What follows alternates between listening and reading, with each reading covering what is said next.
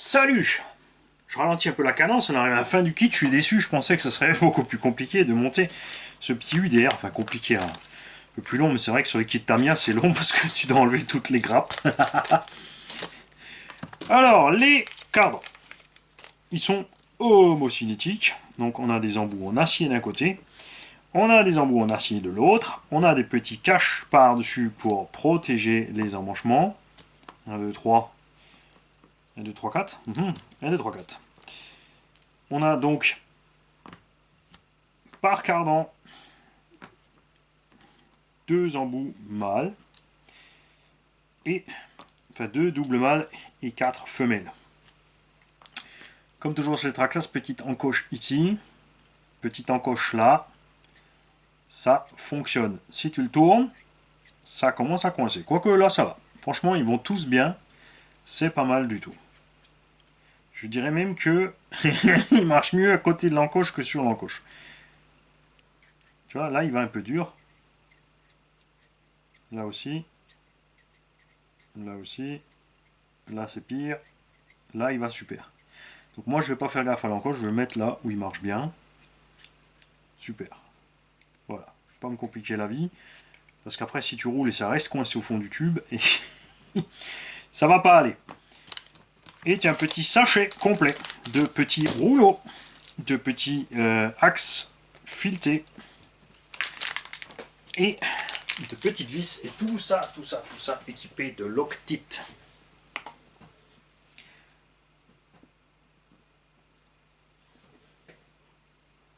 Je vais mettre mon doigt dans le gras. Ok, tu mets le mini rouleau dans la mini tête et tu passes ça pas là. Intéressant. Ah, je viens de comprendre, ça c'est la sortie, ils ont fait comme chez Axial, en fait ça c'est vissé par l'arrière. Yeah. Très bien, moi je vais donc m'occuper de la tête. Ceci étant la tête full métal. Tu passes dedans, tu mets ton petit axe. Voilà. Et maintenant, je me suis fait avoir parce qu'il fallait mettre ça avant, c'est ça? Non, ça passe, très bien. Donc tu as le petit cache ici qui est mis dessus. Le cache ne peut pas reculer plus, et une fois que tu auras monté le cardan sur l'emmanchement, il ne pourra pas avancer non plus, puisque tu auras le petit BTR ici à travers pour le maintenir. Ça va au fond du tube, avec les petites vis ici qui ont de la Loctite dessus. Tu n'utilises évidemment pas le doigt que tu as mis dans le gras pour aller appuyer sur la gâchette. Qu'est-ce qu'il raconte? On appelle ça une détente.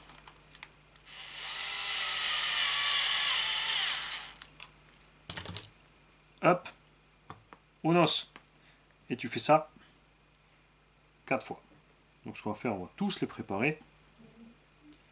On les vissera après. Ça, on aura pu se nettoyer le doigt.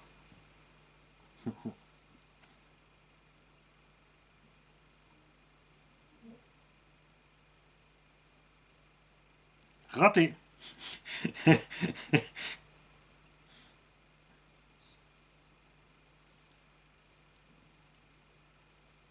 Deux.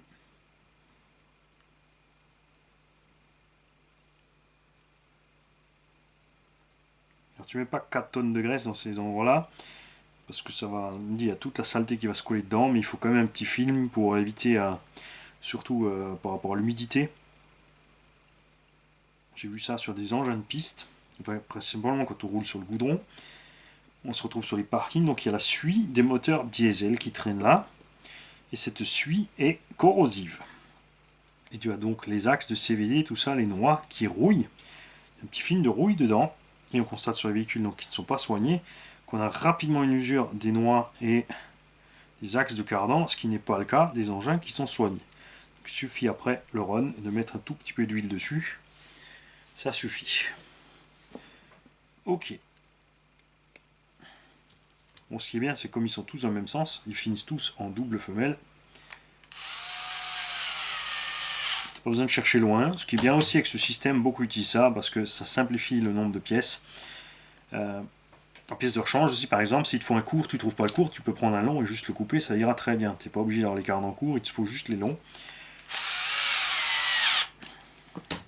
Et tu peux aussi très facilement, donc en cas de casse, remplacer uniquement le petit bout de tube et non pas le bout complet, ce qui te revient aussi beaucoup moins cher. J'irai pas mettre... ouais. Tu peux évidemment mettre des trucs full métal et tout ça, mais je trouve que c'est pas vraiment super utile. Tu vois, donc là, on va pas regarder sur le marquage. On va aller là où ça fonctionne. On va pas s'enquiquiner avec le marquage. Alors,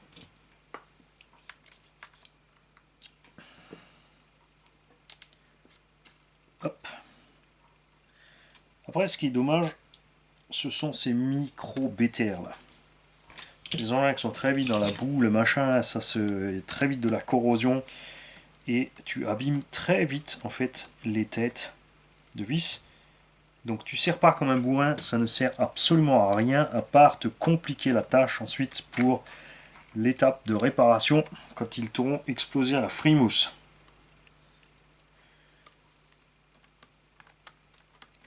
Ce qui est aussi paradoxal, c'est qu'on a ici, tu vois, les mêmes axes sur ce petit crawler que sur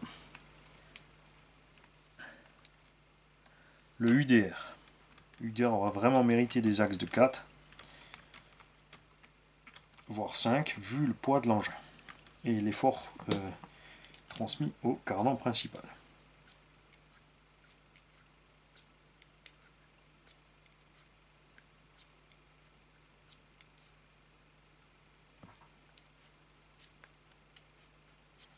C'est pas la peine de s'amuser à graisser là-dedans. Là, c'est sûr que tu vas faire papier abrasif.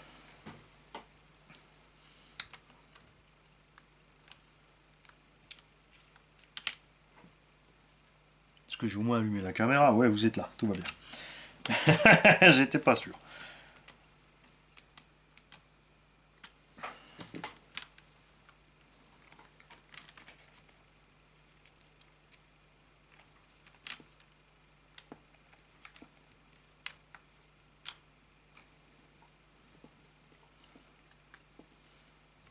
Et vous savez quoi? J'ai pas collé les pneus.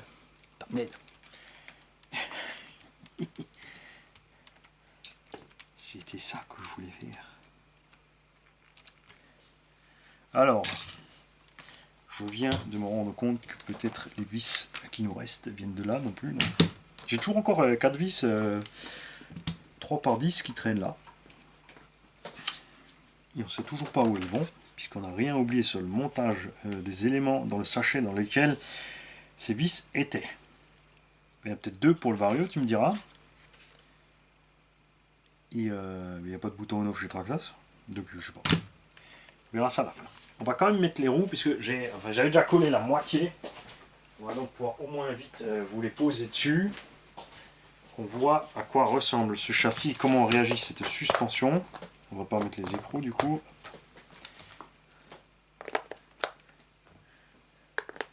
Assurez-vous donc aussi si vous changez les roues et que vous avez mis ces lestes en laiton que tout passe et que rien ne frotte.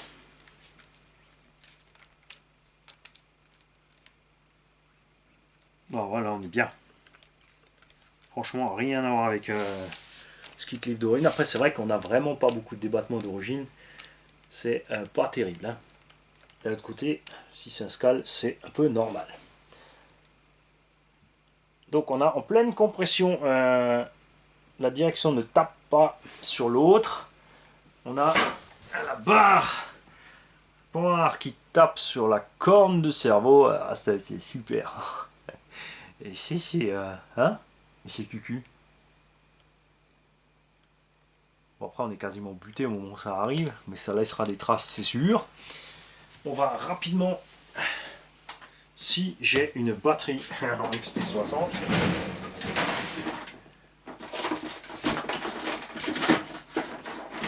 ou au moins un petit adaptateur, yes, no, no, j'ai pas de petit, mais si, allez mamie, si, on en a.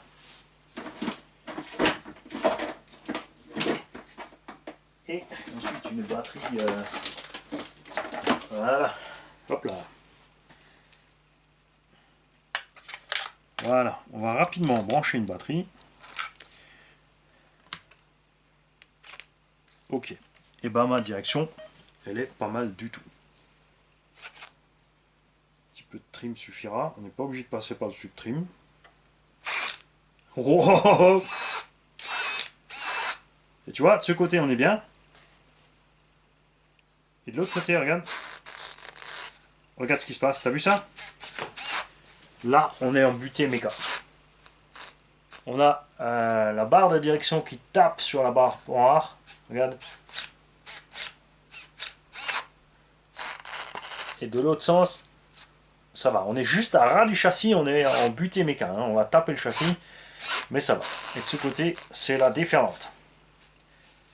On va donc se pencher, nous, sur une... Là, en fait, il faudra une corne de cerveau. J'ai une autre corne de cerveau qui remonte vers le haut, puisqu'on a de la place en haut. On va changer cette corne de cerveau et on va voir ce qui se passe. On va enlever les roues. En tout cas, j'ai vu, le cerveau il traîne pas. Hein. Ça rigole pas. 35 kg, ça envoie bien. Sauf qu'on a un bon bec là-dessus. Hop. On va rapidement mettre cette batterie dans le logement pour pas avoir de blague. Voilà. Donc regarde ce qu'on va faire maintenant.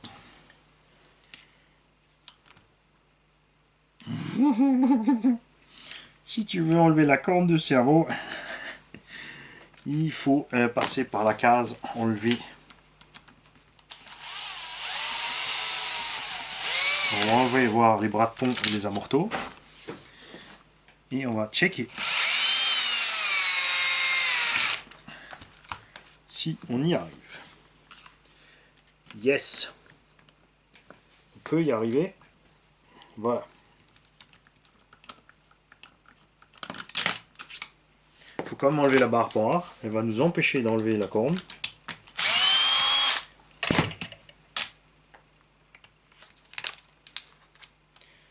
Voilà.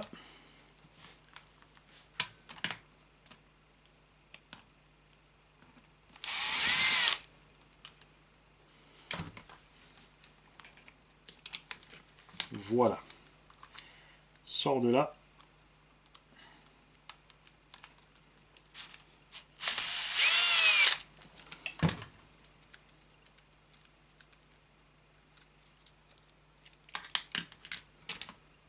Évidemment, j'ai mis une corne alu, donc elle est plus épaisse que l'origine.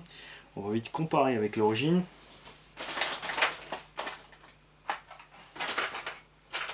Où ça pourrait coincer. Effectivement, elle est montée. Bref. Change pas grand chose. Hein. C'est pas celle-là qui va nous sauver. Voyons voir l'autre corne qu'on a à dispo.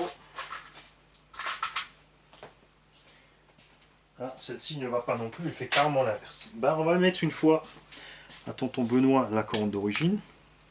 Je vais inviter tonton Benoît à aller voir ce qu'on peut trouver sur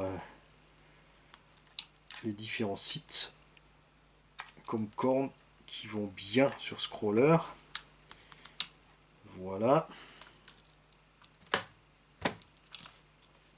Où est-ce qu'on a mis la corne? La vis. La vis est là.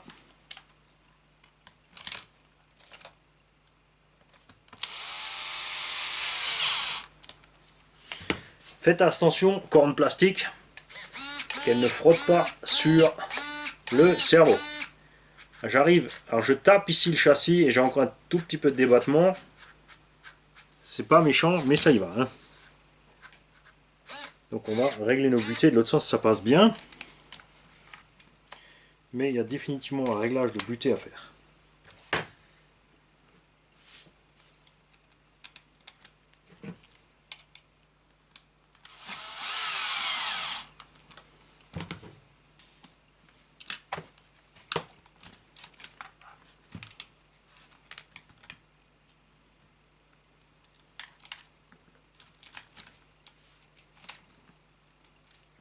Cette corne remonte plus haut.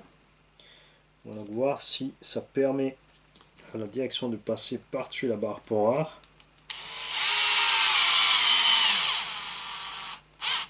pense qu'il aurait été judicieux de faire une barre point un tout petit peu bananée. C'est bon, là tout coulisse bien.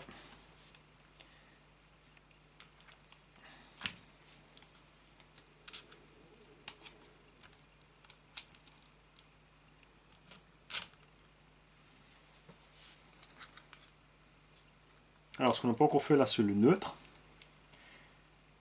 pour le Vario. Et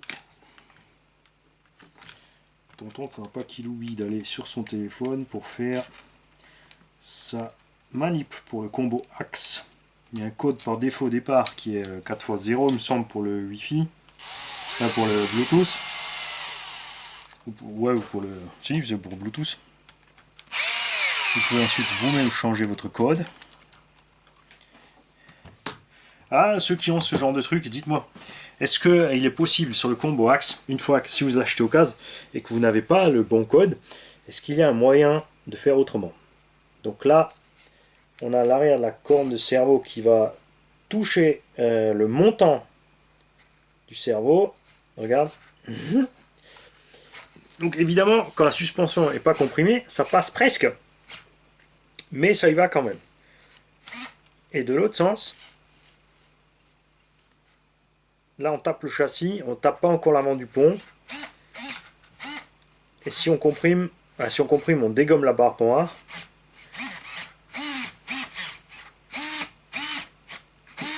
Ouais, donc il faut, tu vois, il faut définitivement régler les butées de cette direction. Et tiens, à ce sujet, est-ce qu'ils ont eu la bonne idée de le mettre à l'intérieur de la notice? Non. Et ça, c'est dommage. Hein. Franchement, ça, c'est pas cool. Donc nous, on va faire la manip de subtrim et de butée de direction comme on l'a fait sur la vidéo du Traxxas Max. Donc normalement, j'aurais déjà remis cette vidéo en ligne. Si j'y pense, aidez-moi à y penser, si je l'ai oublié, que je vous remette, ou qu'un des abonnés remette le lien en dessous. Moi, si j'y pense, je vais le mettre dans le descriptif. Si c'est à vous, collez-le tout simplement dans les commentaires. On l'agrafera au-dessus. Il n'y a pas que moi qui bosse dans l'histoire. C'est le boulot à tout le monde. On va donc faire le neutre du Vario. On va l'éteindre. On va appuyer le petit bouton 7 et on va allumer. Voilà, là on a un mode prog neutre. Tu check ton neutre, tu appuies un petit coup. Tu appuies plein gaz. Non, il n'a pas fait ce que je voulais du tout. On éteint. On rallume en appuyant le petit bouton.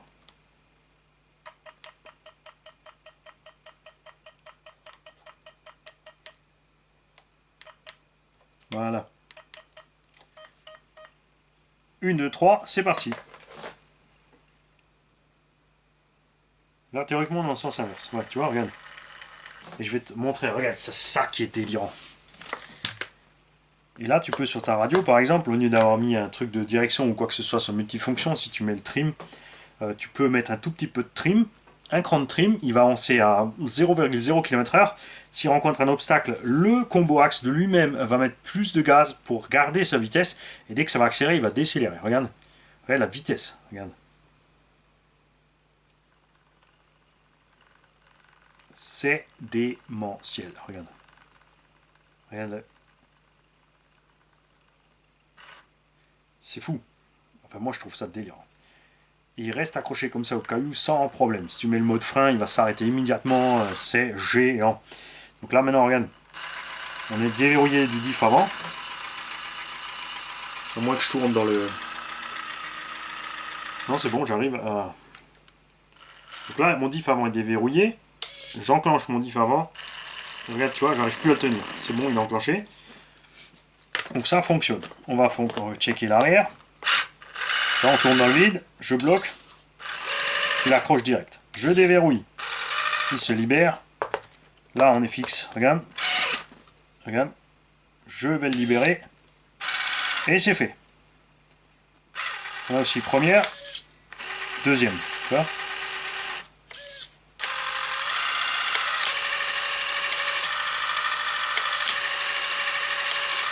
Alors quand tu as une roue qui mouline dans le vide, Quand tu es sur le terrain, tu commences à glissouiller un petit peu, tendrement, tu peux passer ta vitesse. Sinon, je vous conseille de l'arrêter. Après, le patin a été fait en métal, parce que dans le Summit, par exemple, ou même dans les Max, il te préconisait de partir en première, et pour pas faire forcer les moteurs charbon, et ensuite, une fois que tu avais roulé, tout en restant sur les gaz, tu passais à la deuxième, clac clac, ça passait à la volée. Par contre, quand tu faisais en rétrogradant, là tu claquais ton ergot, c'est sûr. Ok, donc nous on va encore se préoccuper donc de ces réglages de butée et de trim. Et ma foi, après, est-ce que vous avez vraiment besoin que je vous montre comment on met les montants de carreaux? Ouais, je crois que ça ne sera pas vraiment utile, mais et surtout que niveau de l'emballage, après, moi je serai obligé de les redémonter, tout comme les pare-chocs qui sont juste rajoutés dessus. Donc on va juste enlever ici la batterie. Et c'est tonton Benoît qui vous montrera le résultat fini sur sa chaîne. Et ouais, Benoît il nous fait une chaîne, on aura droit à des vidéos.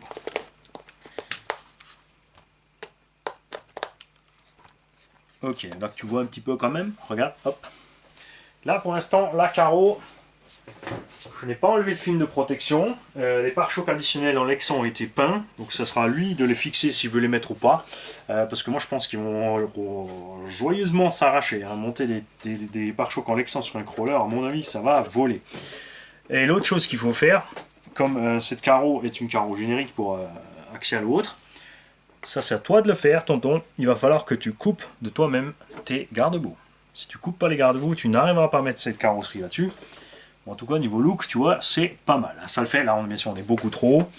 Donc, je te laisserai découper le bas de caisse proprement, couper les ailes, installer les plots de carreaux et choisir les pare-chocs que tu veux. Si tu veux les pare-chocs durs Traxxas ou si tu veux mettre tes pare-chocs en Lexan là-dessus. Je sais pas si se fixe à la carreau ou sur le truc.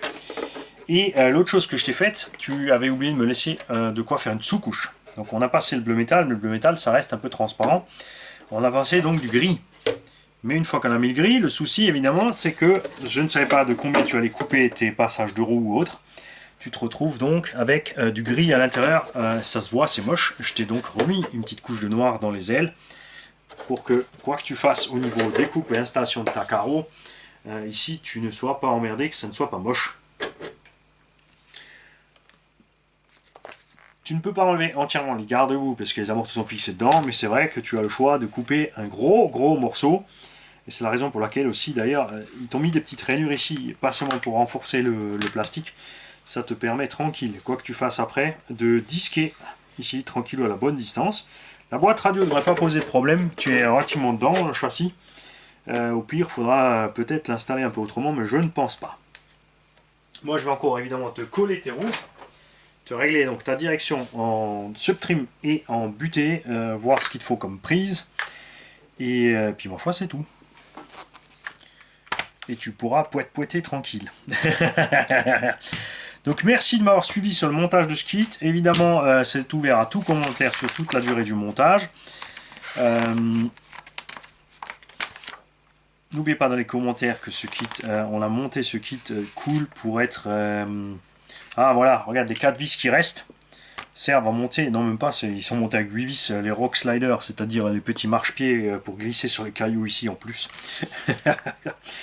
Donc tu verras bien si tu perds un morceau, c'est que j'ai oublié des vis, mais bon ça m'étonnerait, je m'inquiète pas trop.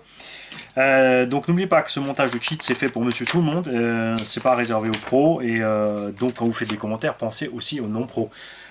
Dites pas ouais, il fallait juste faire ci, il fallait juste faire ça, hein.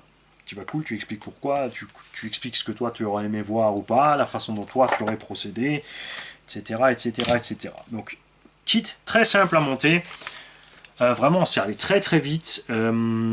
Certaines étapes de la notice par rapport au sachet sont un peu mélangées, mais ça il y a beaucoup de marques qui font ça. Comme dit, tu déballes du matos que tu as besoin qu'un sachet ou deux plus tard, c'est pas très grave, tu peux te laisser de côté, c'est pas la question. 2-3 vues auraient pu être un peu mieux faites. Mais dans l'ensemble, pour les premières fois que Traxxas fait du kit au niveau de Notus, franchement, ils ont assuré. Ils ont fait fort. Il y a des marques qui montent des kits depuis 10-15 ans qui n'ont pas des notices aussi bien foutues. Et c'est pas faute de leur dire. Hein. Ils en ont rien à fiche, les mecs. Démerde-toi. Après, c'est moi qui dis ça, qui me sert la moitié du temps pas de notice. Moi, je me sers des notices parce que je suis en train de vous montrer comment on fait par rapport aux étapes de la notice. Si j'avais monté ce kit de moi-même, j'aurais préparé les diffs, j'aurais préparé les amortos, j'aurais préparé toutes mes biellettes, j'aurais collé mes pneus, j'aurais fait ma peinture, j'aurais graissé toutes mes pièces méca, et ensuite j'aurais commencé joyeusement à assembler dans tous les sens à la chaîne pour faire mes montages. Évidemment, j'aurais jeté 2-3 coups d'œil pour être sûr au niveau de la taille des vis. Vous avez vu, ça, après c'est relativement logique ce qu'ils ont fait, même s'il y a quand même 36 000 longueurs de vis, il y a du 3/6, du 8, du 10, du 12, et j'en passe. Et là, regarde, tu vois, ça c'est le problème quand tu parles en travaillant, et c'est la raison pour laquelle aussi, il ne faut pas avoir de téléphone avec toi quand tu bosses. Ça c'est votre maladie, les jeunes de nos jours, enfin les jeunes, c'est même les anciens. Il y a de plus en plus de gens qui bossent avec leur téléphone à côté, qui sont sans arrêt en train de regarder ce qui se passe sur Facebook, de papoter dans tous les groupes possibles et imaginables. Et après, mon Dieu, c'est la panique. Il y a des pièces qui ont été mal vissées, des hélicos qui sont tombés du ciel, des paquets qui ont été égarés, et j'en passe, et j'en passe, et j'en passe. Donc merci à Tonton Benoît de m'avoir laissé monter ce kit. J'ai découvert à grand plaisir ce système de montage Traxxas. Je trouve ça super, méga cool. Et on attend ton retour pour voir ce que tu en penses sur le véhicule en évolution. Voilà. Je te filerai encore, si tu veux, bien sûr, quelques centaines de grammes de plomb. Alors, ça, c'est l'autre question. Est-ce que tu... Ouais, je le dis en vidéo, mais évidemment, je t'aurais déjà mailé entre-temps. Est-ce que je ne monte pas encore... Est-ce que je ne colle pas encore le deuxième côté des pneus? Est-ce que tu veux qu'on leste ces pneus? De l'autre côté, comme dit, les jantes collées, c'est préférable de ne pas les lester. Lester plutôt des jantes à bedlock. Donc non, je vais te les coller, comme ça t'évitera d'avoir le souci. De toute façon, avec les lestes, déjà quand on a les ponts, et avec la carrosserie très légère ici de ce Jeep Rubicon, tu n'auras pas de problème. C'est clair. Salut à tous, bonne journée, et les mecs, c'est pas parce que c'est l'hiver qu'il pleut, qu'il mouille, que ça gèle, qu'il faut pas les rouler. Hein. Arrêtez de me faire les compétiteurs d'étagères et de tout laisser poser sur vos étagères inertes. Ce sont des véhicules qui roulent, faites-les rouler. Si vous voulez faire de la collection, achetez des Matchbox ou des trucs qui roulent pas, ou des avions à coller, mais laissez pas pourrir des roulements à billes et de l'électronique utilisable sur une étagère. Non, je plaisante, c'est vous qui l'avez acheté, vous faites ce que vous voulez avec. Si vous voulez faire un cale-porte avec, vous faites un cale-porte. Salut les mecs.